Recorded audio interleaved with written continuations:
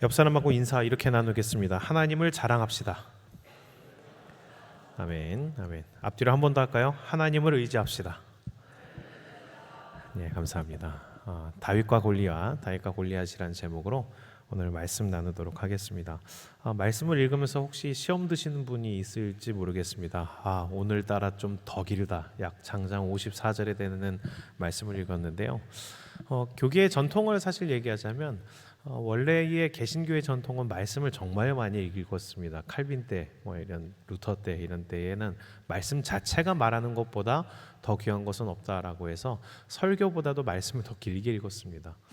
그 전통을 따라가자는 것은 아니지만 말씀 자체에 대한 본문의 내용들을 우리가 알지 못한 채로 설교만 듣는 것이 그렇게 좋지 않습니다. 특히나 오늘은 다윗과 골리앗에 대한 설교를 하면서 그 전시의 상황들을 제가 좀 설명을 할 텐데 본문 말씀이 어떻게 얘기하는지를 먼저 아시는 것이 좋겠다 싶어서 말씀을 다 읽었습니다. 이렇게 말씀이 나올 때 시험 드시는 것이 아니라 오히려 하나님의 말씀 자체가 무엇을 말하는지를 귀 기울여 보고 듣는 여러분들 되시기를 축원합니다. 그럼 이제 다윗과 골리앗이라는 제목으로 말씀 나누겠습니다. 한번 상상을 해보겠습니다. 이런 상상을 해보십시오. 연인이 있는 사람들은 괜찮은데 연인이 없는 분들, 여러분들이 누군가를 이제 사귀고 있는 겁니다. 이제 막 사귄 지 얼마 안 됐습니다. 한 달, 두 달, 한창 좋을 때입니다. 지금 많은 분들이 지금 상상을 힘들어하시는 분들 보입니다. 이게 상상 못할 일은 아닙니다. 소망을 가지시길 축원합니다. 그렇게 하여튼 연애를 시작을 했습니다. 그래서 차은우를 닮은 남자친구 그리고 아이유를 닮은 여자친구가 지금 여러분들의 연인입니다. 막 되게 좋아합니다. 다른 분들 웃는 건 이해가 가는데 지금 남자친구 있는 분들이 많이 웃으셨습니다. 차은우에서 그러시면 안 됩니다. 하여튼 그런 연인이 생겼는데 어느 날 이제 대충 이렇게 입고 동네 앞에서 이제 그 여자친구 남자친구와 데이트를 하게 된 겁니다. 아주 그날따라 되게 편하게 하고 왔습니다. 근데 그때 이제 내 남자친구 혹은 내 여자친구의 친구들이 무리가 이렇게 지나가는 겁니다. 그래서 그 가운데에서 그 친구들이 본인들을 발견을 했고 거기서 먼저 이제 아는 척을 한 거죠. 어머 친구야 반가워 하면서 내 연인의 친구들이 나를 이제 둘러싼 겁니다. 그 가운데에서 이제 그 내 연인의 친구들이 이제 물어보는 겁니다. 혹시 옆에 계시는 분은 사귀는 분? 이렇게 물어봤는데 만약 내가 사귀는 그 남자친구, 그 여자친구가 좀 부끄럽고 민망해하면서 내가 만나는 사람이야, 내 여자친구야, 내 남자친구야 하는 게 아니라 막 말을 얼버무리고 그 자리를 그냥 피하려고 한다면 당당하게 내 여자친구야, 내 남자친구야라는 것을 밝히지 않고 그냥 부끄러워하거나 그냥 아는 사람이야 정도로 얘기를 한다면 여러분들 기분이 어떻겠습니까? 대단히 속상하겠죠. 과연 이 사람한테 나는 뭘까라는 그런 생각이 들지 않겠습니까? 오늘 말씀 가운데서는 하나님께서 그런 비슷한 상황, 아니 사실 더 심각한 상황 가운데 놓여지셨습니다. 오늘 말씀의 배경이 되는 것은 그렇습니다. 이 전의 설교를 기억하시면 알겠지만 이스라엘이 블레셋과 전쟁을 했었고 요나단의 용기를 요나단의 믿음을 하나님께서 사용하셔서 블레셋을 이기게 해주셨었습니다. 그때 블레셋은 진 다음에 이를 갈았습니다. 어떻게 해야 이 수모를, 이 치욕을 다시 갚아줄까? 블레셋은 다시 준비를 하고 그 뼈아픈 기억, 뼈아픈 패배를 다시 복수하겠노라라고 해서 다시 이스라엘에게 전쟁을 걸어왔습니다. 이번에 블레셋이 그전에는 전차, 기술을 가지고 왔었는데 이번에 이 이스라엘을 쳐들어온 블레셋이 준비한 것은 무엇이었냐면 골리앗이라는 불패의 전사를 준비해 왔습니다. 그 골리앗은 이런 사람이었습니다. 그 블레셋의 전사들 중에서부터 아주 어려서부터 용사로서의 자질이 뛰어난 자들을 색출해서 길렀고 그 중에서도 최고 중에 최고로 가장 싸움을 잘하고 덩치도 크고 100년에 한 번 나올까 말까 하는 최고의 전사를 키워낸 겁니다. 그가 전장에 나왔는데 그가 전장에 나온 그 모습을 보는 것만으로도 이스라엘 백성들 군인들은 전부 다 얼어붙었습니다.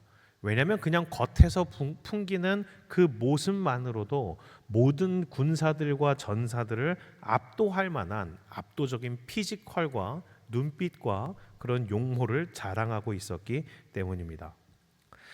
블레셋이 그런 수려한 전사와 강력한 전사와 군사력을 가지고도 왜 바로 전면전을 해서 전쟁을 치르지 않느냐에 대해서 의문을 갖는 사람들이 있습니다. 그런 데는 이유가 있습니다. 왜냐하면 이 이스라엘이라는 국가 자체가 전쟁이 희한한 국가이기 때문입니다. 이 전의 전쟁도 마찬가지입니다. 블레셋이 압도적으로 이겼어야 됩니다. 그런데 이 이스라엘을 이상하게 이기지 못하는 겁니다.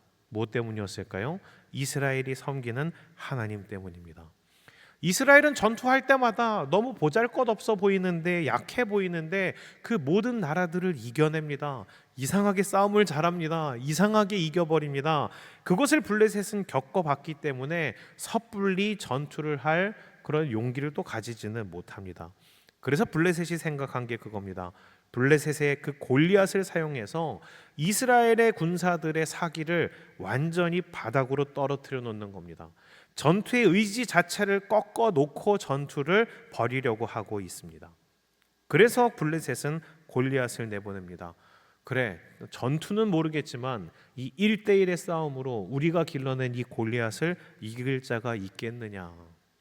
골리앗이 앞에 나와서 1대1을 요구합니다. 그리고 모욕을 합니다. 이스라엘 군사들과 함께 하나님마저 계속 모욕을 합니다. 왜 그렇게 모욕하냐면 스스로 절망하게 하고 또한 그 절망한 가운데 신앙적으로도 낭망하게 만들고 싶었던 겁니다. 왜냐하면 그렇게 그 신앙마저도 잃어버려서 전투의 의지와 믿음마저 잃어버리면 이스라엘은 아무것도 아니다라고 생각한 겁니다. 블레셋의 이 작전 너무 잘 먹혔습니다.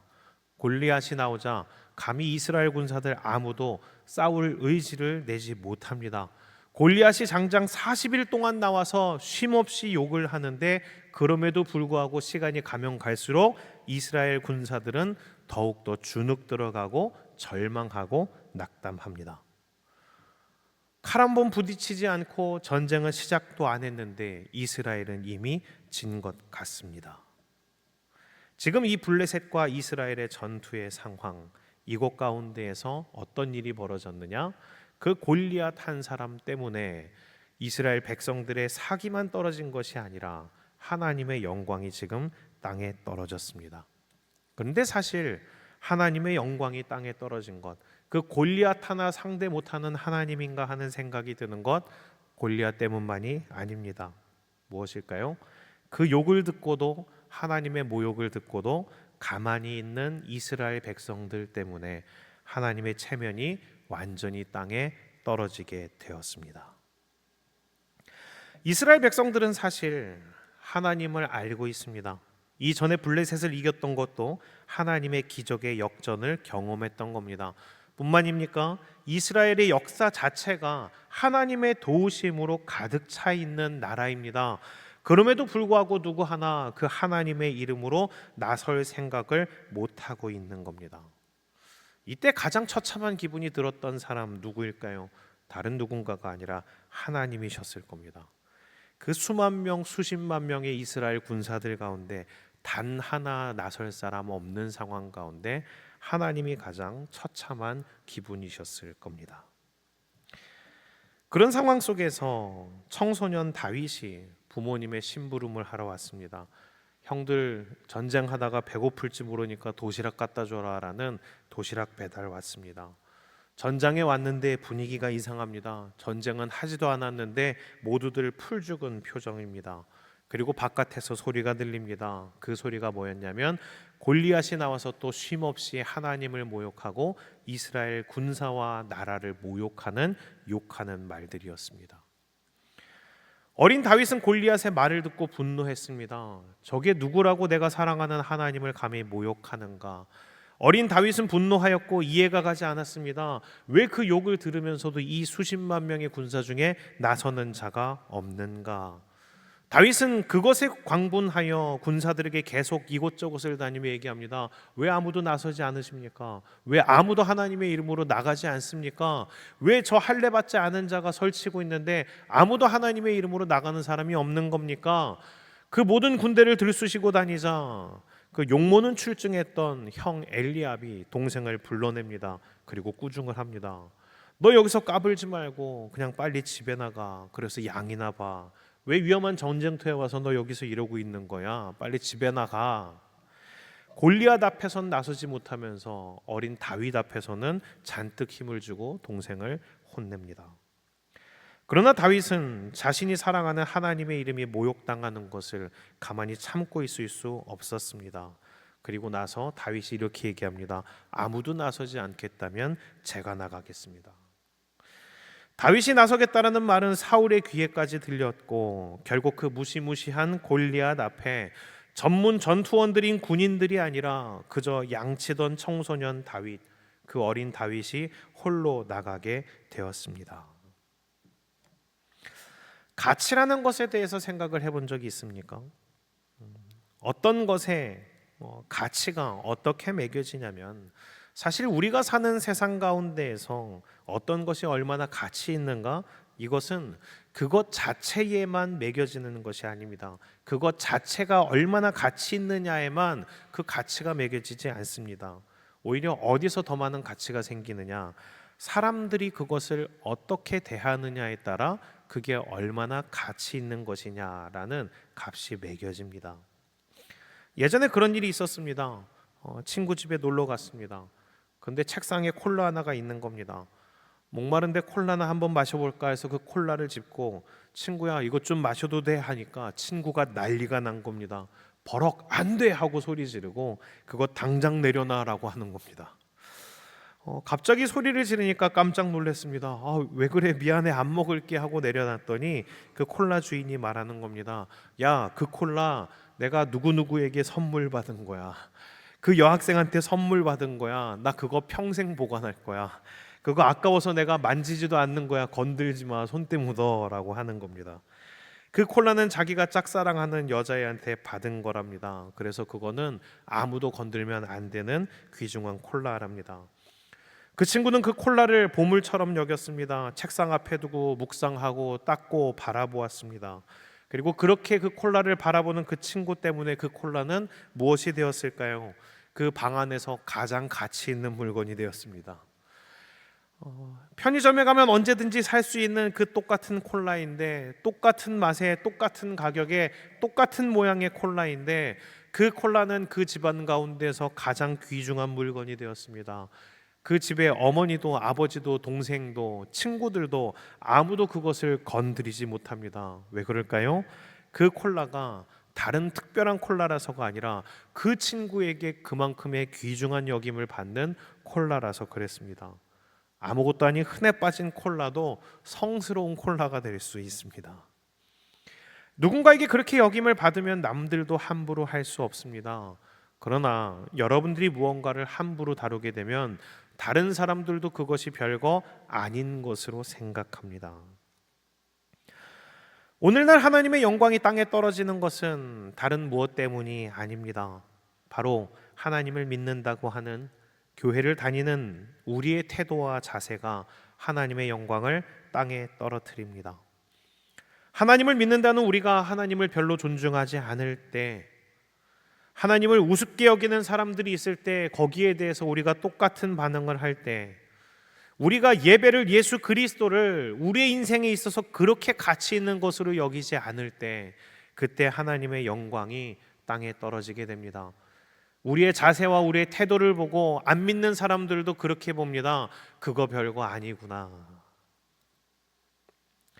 몇 년 전에 선교지에서 보고를 들은 적이 있습니다.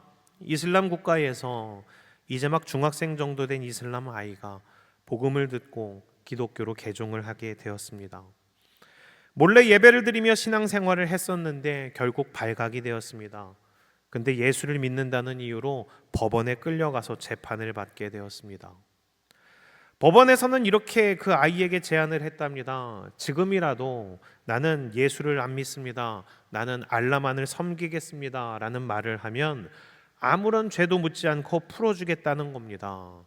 그러나 너가 계속 기독교를 믿고 예수를 믿는다라고 하면은 너는 감옥에 가야 된다라고 재판장이 얘기를 하는 겁니다. 그런데 그때 그 아이 어떻게 얘기했냐면 이렇게 얘기했습니다. 나는 내가 믿는 예수님을 부인할 수 없습니다.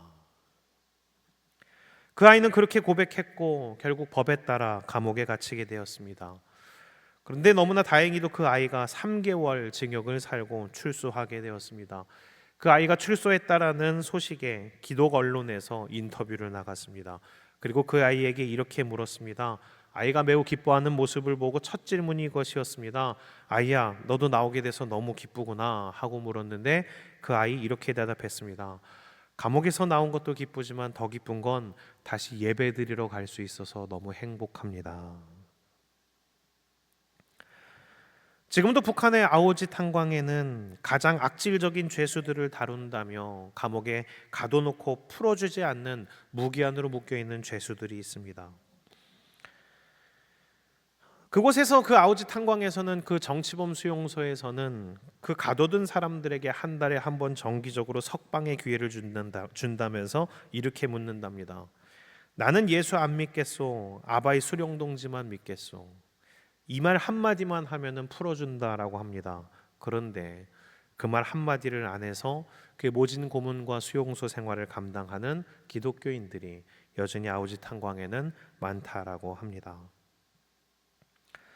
그 개종한 이슬람 아이의 소식을 들었을 때, 그리고 아오지 탄광에서 지금도 모진 고문과 고통을 당한다라는 우리 믿는 동포들의 이야기들을 들었을 때, 저는 다윗을 골리앗 앞에 보내는 그 비겁한 이스라엘 군인들의 심경을 느꼈습니다. 때때로 그런 믿음의 동지들을 생각해 볼 때 저는 때때로 많이 부끄럽습니다. 왜냐하면 우리는 목숨이 걸린 문제가 아니라 지극히 보잘것없는 문제 때문에, 아무것도 아닌 고민 때문에 신앙과 믿음을 타협하고 하나님을 쉽게 넘기는데, 그들에게 있어서 하나님을 얼마나 가치 있게 여겨지는가, 우리에게 있어서, 나에게 있어서 하나님은, 나의 믿음은 얼마나 가벼운가, 이것이 저울질되기 때문입니다. 그렇게 수많은 군인들이 골리앗 앞에서 두려움에 떨며 하나님을 모르는 척할 때 그 청소년 다윗이 일어났습니다. 전쟁은커녕 칼 한 번 제대로 쥐어본 적이 없는 소년입니다. 군복을 입히면 그 군복이 잘 맞지 않는 아직은 덜 큰 어린아이일 뿐입니다. 그 소년 다윗은 군복을 한 번도 입어본 적이 없어서 거추장스럽다며 군복도 입지 않고 양을 지킬 때 쓰던 지팡이와 물매와 돌멩이 몇 개 들고 골리앗 앞에 싸우겠다고 나섭니다.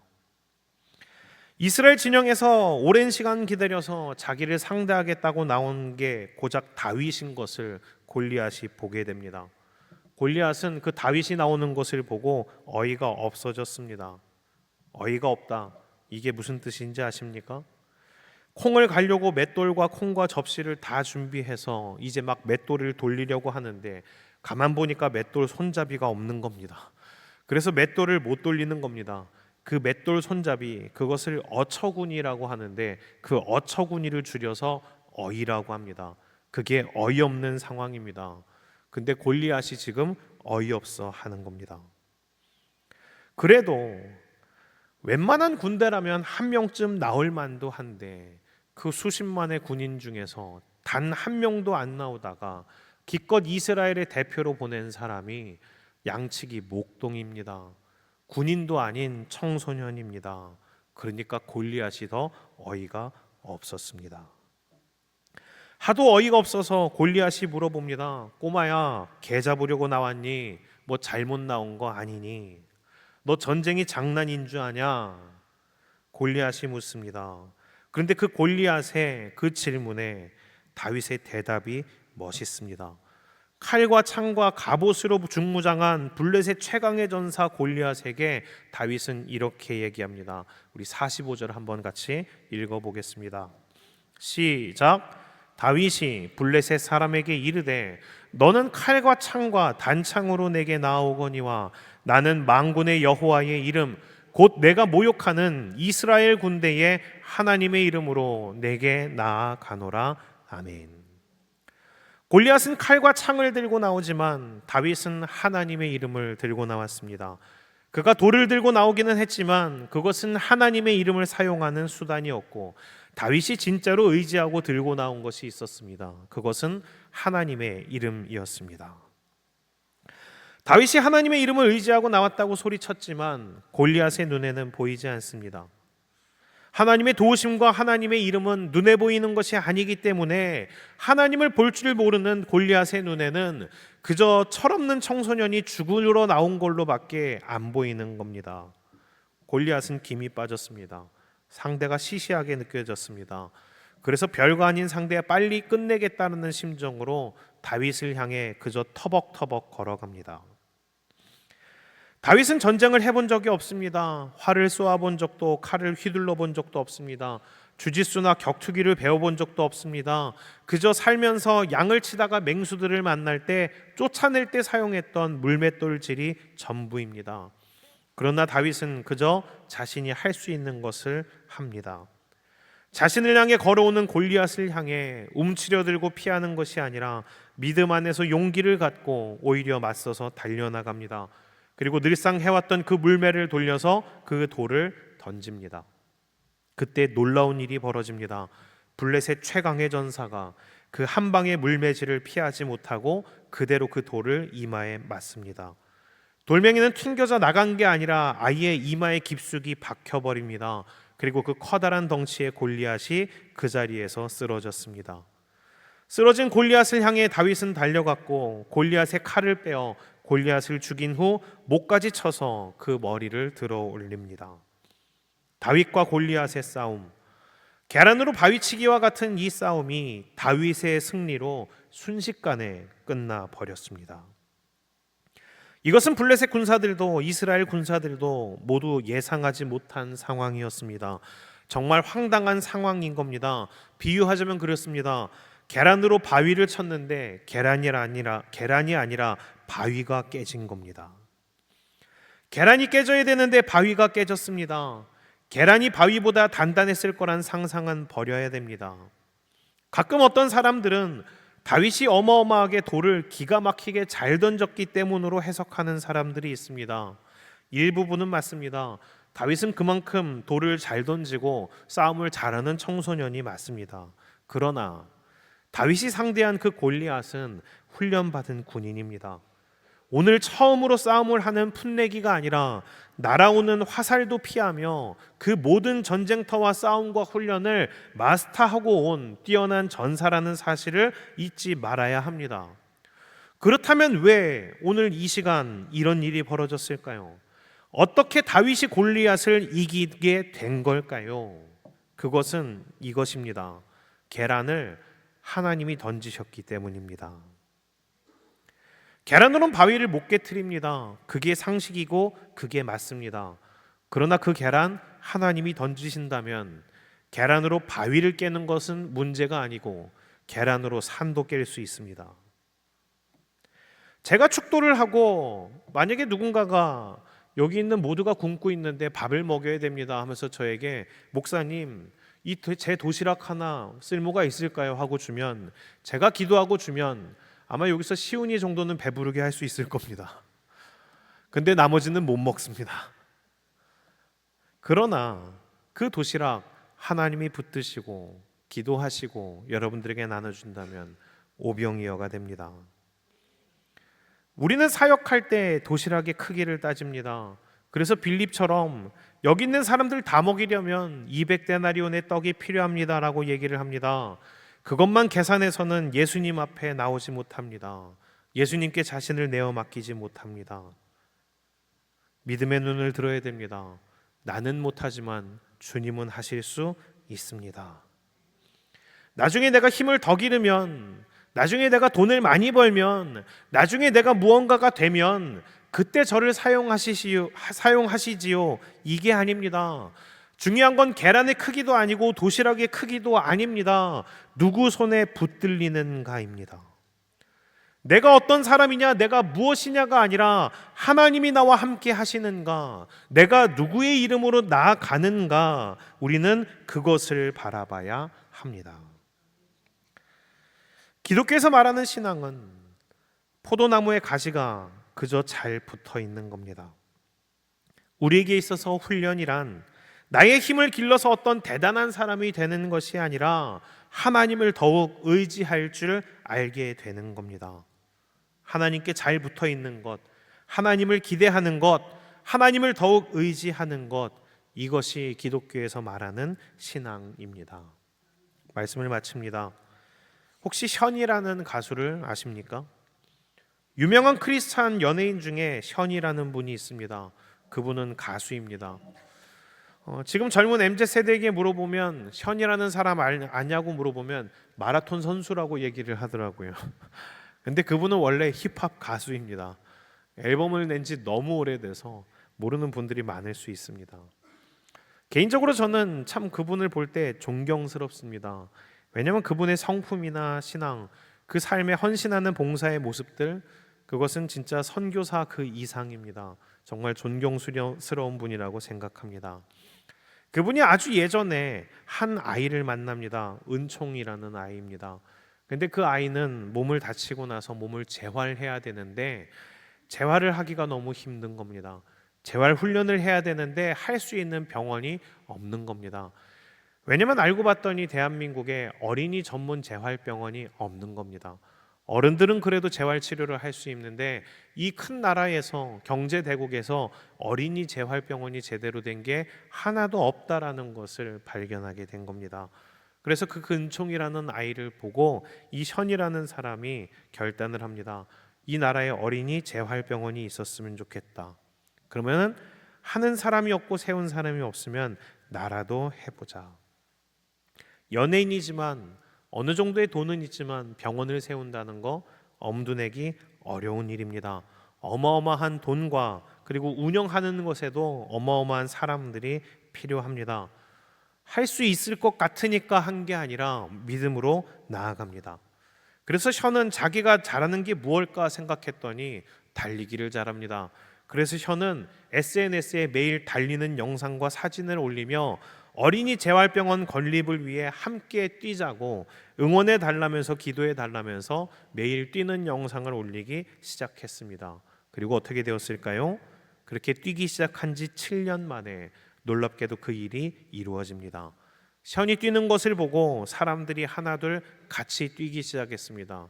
요즘처럼 조깅이 마라톤이 인기 있던 때가 아닙니다. 약 16년 전 일입니다. 그렇게 7년 만에 결국 500여 개의 기업과 1만 명이 넘는 시민들의 기부금을 통해서 병원을 세웁니다. 어린이 전문 재활 병원입니다. 그것을 세우고 난 후 이 션은 다시 뛰기 시작합니다. 무엇이었냐면 농구 선수 박승일 선수를 만났는데 그가 루게릭병을 앓고 있는 겁니다. 근데 루게릭병에 대한 전문 병원이 없다라는 얘기를 또 듣습니다. 그래서 이 박승일 선수와 함께 루게릭 전문 요양병원을 건립하는 것을 목표로 둡니다. 그리고 멈추지 않고 다시 뛰고 다시 SNS에 올리며 다시 사람들과 함께 뛰자고 이야기를 했습니다. 어떻게 됐을까요? 그 뒤로 뛰기 시작한 지 9년 만에 작년에 2025년에 승일 희망 요양병원, 루게릭 전문 요양병원을 건립하게 됩니다.